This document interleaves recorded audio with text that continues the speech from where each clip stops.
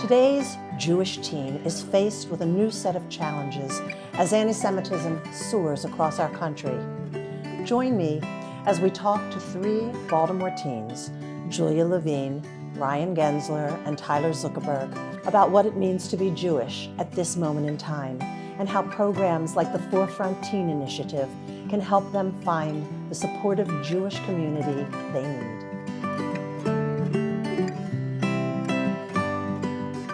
Well, let me start by asking each of you, what does being Jewish mean to you?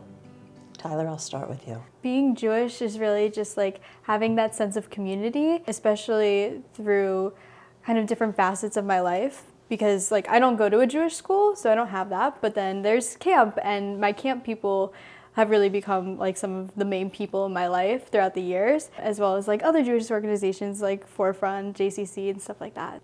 I like it. Julia? Being Jewish to me means being a recipient of like a beautiful tradition and being given the responsibility of passing that tradition onwards and being a light in the world and embodying what it means to be a good person and a person that comes from Abraham. I think that for me, being Jewish is a combination of community and culture and a little bit of the religion too. I think of Judaism as a bunch of traditions and customs, and that includes things like obviously Forefront, camp, just like being with other Jewish people. So we're going to delve instantly into what a hard year this has been. Have you or any of your friends actually experienced anti-Semitism or anti-Zionism? Never too harshly, but I've definitely been with people that have experienced it more personally. The main takeaway I've gotten from all of these small incidents is that it's really important to remain like confident in my Jewish identity. I'm very thankful that I haven't personally experienced any anti-Semitism, but I think anti-Zionism has been a bit of on the uptick after October 7th, just because people tie it in with anti-Israel. That has been increased, and I think I've felt that a little bit. How has being involved in Forefront helped you to navigate this sort of difficult environment we're in? Having people to talk to about it was really important for me. Forefront has definitely given me a strong community of people that I can rely on and go to when I experience incidents of anti-Zionism or anti-Semitism, and also people that have just given me the strength to be proud of who I am Jewishly. They've also just been really great about setting up kind of a very open air and open opportunity to have these deeper conversations. Like when I was in PLF last year, Peer Leadership Fellows, our first retreat, we just had a bit of time and space just to talk to one another and really like figure out how we each were feeling, and I think it really helped us become closer. Do you feel equipped to answer questions, to talk to people about what's going on? This summer I've spent time in Israel, and I spent time attending a bunch of programs that taught me about Zionism and Jewish identity. So I think that thanks to the Jewish community, the Associated, Forefront, and so many other opportunities I've received, I feel pretty equipped today. Yeah, I feel similarly. Just the amount of Jewish organizations, especially in the greater Baltimore community, have really helped throughout my childhood and my life in general to help equip me to know about my Jewish identity and my Jewish history and be able to answer other people who are interested or just asking questions in general, which has been really great. I probably would have said yes before October 7th. I had the privilege of going on a teen trip to Israel 2 years ago, and I would think that that would be a yes. But with the climate as it is with this topic, it can be a little bit tense. I think that makes talking about it a bit more risky and a bit more difficult, even if you do think that you're adequately prepared to have those conversations. There's so much, as you've been saying, out there. So you really can know a lot.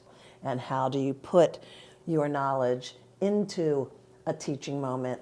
How awkward is it? You shouldn't have to be a scholar on these topics in order to have some conversations. Obviously, you want to know a decent amount of stuff. You don't want to just be talking about random things or spitting incorrect facts, but not feeling like you're about to testify to like Congress or something would be is a good way to go into those types of conversations.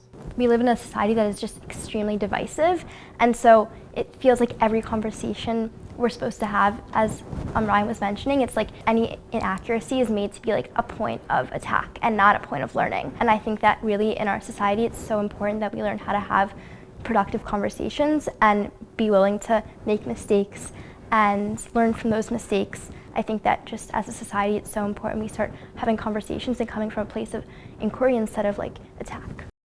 Did any of what's going on impact you as you were looking at schools and considering what schools to go to? Not as much as more time passed, I will say. When it first happened, it definitely was like, oh, I probably need to adjust my college search a little bit. But as time's passed, it's kind of gone down a little bit, but I'm still definitely looking for a college that has a Hillel and has a Jewish community. So like my top few options right now have those options and aspects of Jewish community to be able to find that throughout campus. How about you, Julia? I was really looking for a school that had a vibrant Jewish community, and I feel like unfortunately right now most schools have some issues with anti-Zionism and anti-Semitism on campus. When it comes to choosing a college, it really has to be about what Jewish community they have and not who else is there. How about you, Ryan? Julia said that a lot of schools have these problems, and that's one of the big parts because, at least for me, for a lot of the type of college I was looking for, most of the best places that check those boxes have some of these issues. And so you can't really get away from it. You kind of have to find your way through it the best way you can. Now, obviously, I very much want to be safe on campus. There's been some extreme things that are a little bit scary. And so safety is very important. A lot of the certain problems are difficult to escape, and I think that because they can be found everywhere, that you can't really factor them into a college search. Do you have friends that were already in colleges or on campuses? My sister actually goes to the University of Maryland. She started last year, and my mom was always pretty nervous about my sister going to college. UMD hasn't been really bad really in the news. My sister didn't really witness or see any of it. And maybe she just wasn't the places it was happening. I don't know, maybe it's a little bit comforting that you can go through an entire school year and not even see any of it. I think we've done a really wonderful job at University of Maryland, by the way. I should actually give Ari Israel, who is the head of University of Maryland Hillel, that credit. But the Associated, besides Forefront, supports the Hillels. How do you see yourself in the future? What would you like to be doing?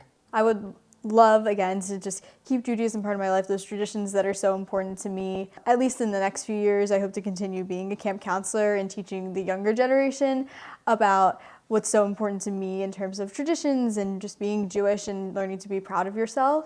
Further out, I'm not sure where that would take me, but I want to be sure to keep that in my life just as much as my professional career. I think that life without any Judaism would be a little bit weird, if I'm being honest. I don't know exactly what that means. If that means raising a Jewish family, I'm not sure. I'm not sure if that means marrying someone who is Jewish. But I definitely would like to keep Judaism in my life for a very long time. Being raised Jewish has really given me a foundation for who I am, where I come from, what my place is and purpose is in the world, and I can't imagine a life without that.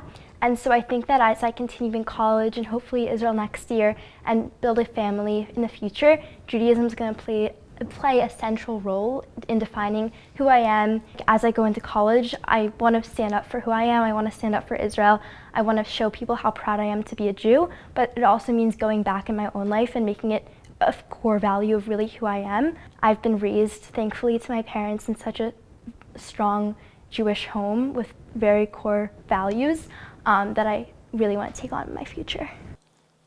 I just want to say I hope for each and every one of you that your dreams come true, because really the thing I do that I love the most is having these interviews, having these opportunities to meet people, and I learn something from each and every one of you tonight, and I learn something every time I do it. So I would just say, go with this wonderful positive energy that you've just brought to my table.